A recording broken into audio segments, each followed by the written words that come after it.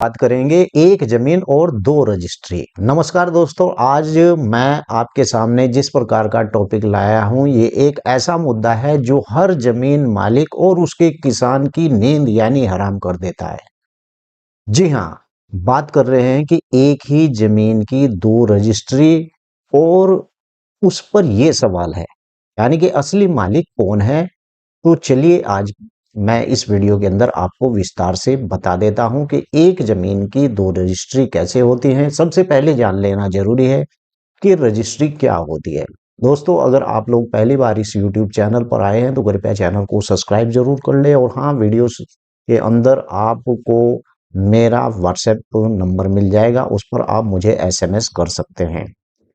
और क्लेरिकल यानी एरर यानी सरकारी रिकॉर्ड में गलती, इस प्रकार की जो म्यूटेशन प्रॉब्लम होती है यानी कि पुराने मालिक की मृत्यु या फिर उसका जो नाम अपडेट न होना, और इस सब कारणों से यही जमीन के दो अलग अलग रजिस्ट्री बन जाती है। यहाँ पर बात आती है कि असल मालिक आखिर उस जमीन का कौन होता है। कानून कहता है कि असल मालिक वही होता है जिसका कंप्लीट लीगल यानी कि प्रोसेस यानी कब्जा हो, और यानी कि सेल डीड म्यूटेशन और यानी कि पोजीशन, अगर दोनों रजिस्ट्री यानी कि लीगल है तो कोर्ट यानी कि एविडेंस देखता है, और पोजीशन ओनरशिप डॉक्यूमेंट्स यानी विटनेस।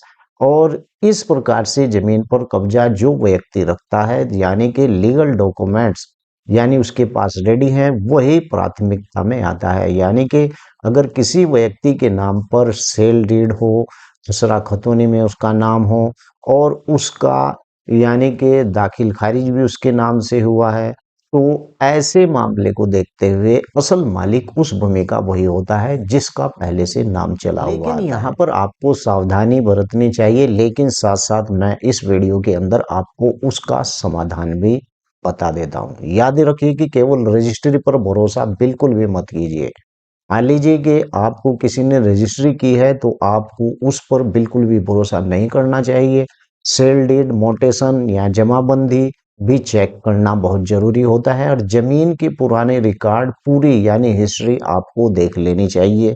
सब रजिस्ट्रार ऑफिस में यानी कंप्लीट और लीगल नोटिस भेजें अगर इस प्रकार